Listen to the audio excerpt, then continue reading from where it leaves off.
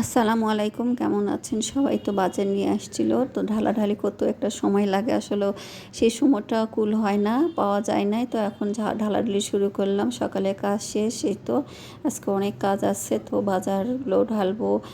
ডাল নিয়ে আসছে কয়েক রকম, সেগুলো ঢাললাম। মাসের প্রথম দিকে অনেক কিছু গোছানো লাগে, শেষ হয়ে যায়, সেগুলো পরিষ্কার করে লাগে। আজকে ফ্রিজটাও মুছবো, ফ্রিজটা মুছে খুলে দেখে অনেকটা বরফ জমে গেছে, লাগানো দেয়। আসলে ডিপ ফ্রিজ এরকম বরফ হয় কেন বুঝি না। এই দেখেন আমি এইভাবে বক্সে করে, অনেকে আমাকে জিজ্ঞেস করছে কীভাবে আপনি ফ্রোজেন করেন সব কিছুর গুঁড়ো। তো আমি এইভাবে পলিথিনে ভরে বক্সে ভরে রেখে দিই, এভাবে অনেক দিন থাকে, কিচ্ছু হয় না। এই মরিচার বয়মে ভরানোর আগে এভাবে বাটিতে করে বের করে একটু বাতাসের মধ্যে রেখে দেবো প্রায় আধা ঘন্টার মতো, তারপর বয়মে ভরবো, নাহলে কিন্তু ঘেমে যাবে। ওই জন্য আর এই মরিচগুলো স্বাদ গন্ধ কোনো কিছুই নষ্ট হয় না। এভাবে আমি চালের গুঁড়ি, আটা, ছোলা সব কিছুই রাখা যায় যদি জায়গা থাকে ফ্রিজে।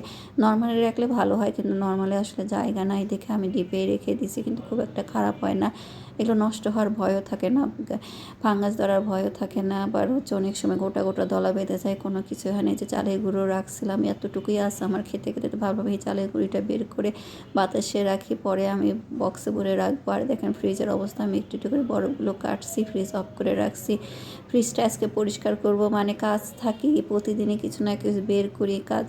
আর এই পরিষ্কার হয়ে গেছে, ফ্রিজের পিছনে লাগছিলাম, এখন রান্নাও শুরু করতে হবে। এই যে ফ্রিজটা সুন্দর, এখন শান্তি পেলাম, মানে কোনো কিছু লাগলে সেটা শেষ না করা পর্যন্ত কোনো কিছুই ভালো লাগে না। গোছগাছ করে রেখে দিলাম, সবজি বের করছি, পটল আর পাতাকপি, ভালো এগুলো দিয়ে তরকারি করি, বছর সবজি খাবো। পাতাকপি, কিন্তু পাতাকপি মনে হয় অত ভালো এখনও নামে নাই, শেষের দিকে ভালো নামে। তো তারপরে ভাবলাম এটা দিয়ে একটু চিংড়ি মাছ রান্না করি। এই পাতাকপি দিয়ে চিংড়ি মাছ আমার মেয়েটার খুব পছন্দ। আর পটল ঝুরি করে আমি পুঁটি মাছ পুরপুরি করব। পটল একদম ঝুরি করে নিচ্ছি, পেঁয়াজ একটু বেশি, পটলের তরকারিতে কিন্তু পেঁয়াজটা একটু বেশি লাগে, কাঁচামরিচি বেশি দিলাম, আর একটু মরিচি গুঁড়ো, হলুদের গুঁড়ো, সব মশলাই আমি দিই সব তরকারিটা। আদা রসুন জিরে বাটা, ধনিয়া জিরে গুঁড়ো দিয়ে তেল দিয়ে ভালো করে চটকে মেখে নিয়ে একদম ভালো করে, অল্প করে হয়ে যাবে পটল। তো যে কোনো তরকারি ভালো করে মাখানোর উপর নির্ভর করে স্বাদ। এই তো পুঁটি মাছগুলো দিয়ে একদম পুরোপুরি করে ফেললাম। এই পোড়া পোড়া তরকারিটা আমাদের এলাকায় পুরোপুরি বলে। আর চচ্চড়ি যেটা ঝোল ঝোল থাকে, মাখা মাখা থাকে, ওটাকে চচ্চড়ি বলে। এই তরকারিটা হয়ে গেছে, আর একদিকে ডাল বলক উঠে দিয়েছি, পাতলা ডাল বাগার দিব। এই তো পেঁয়াজ দিয়ে দিলাম, এই তো রসুনও দিলাম অল্প কিছু। আর আমি ডাল সিদ্ধ তেমন কিছুই দিই না, শুধু 2-3 কোয়া রসুন আর কাঁচামরিচ দিয়ে ডালটা শুধু সিদ্ধ করে নিচ্ছি। তারপর ঘোটার আগে হলুদের গুঁড়া লবণ দিয়ে ঘুটে নিলাম। তারপরে এই তো হালকা তেল দিয়ে রসুন, পেঁয়াজ আর একটু ডালের মশলা জিরা দিয়ে ফোড়ন দিলাম, আর হয়ে গেল ডাল, বাগার দিয়ে ঢেকে দিলাম। আর এদিকে আমি চিংড়ি মাছের তরকারিটা ওই কয়রাতে উঠে দেবো।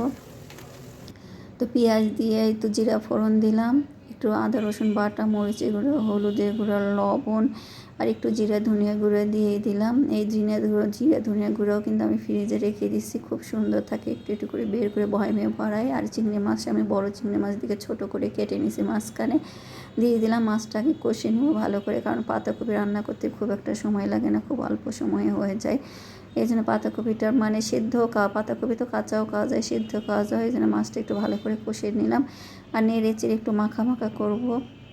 কাঁচামরিচ দিয়ে দিলাম, আর এই তো ঢেকে দেবো এখন। আর এই তো টমেটো কুচিও দিয়ে দিলাম, একটু টক হলে কিন্তু পাতাকপির তরকারিটা মজা হয়। আর যেহেতু ঝোল ঝোল করবো, আর এটা একটা গ্রামের চাচির কাছে শিখে আসছি যে টমেটো তারপরে একটু লবণ আর তেল দিলে কিন্তু স্বাদটা ভালো হয়। আর টমেটো নাকি ভর্তা ভালো হয়, মানে লবণটা পড়ার পর টমেটো গলে যায়। এই তো তরকারিটা হয়ে গেল, আজকে এই দিয়ে আমরা ভাত খাবো।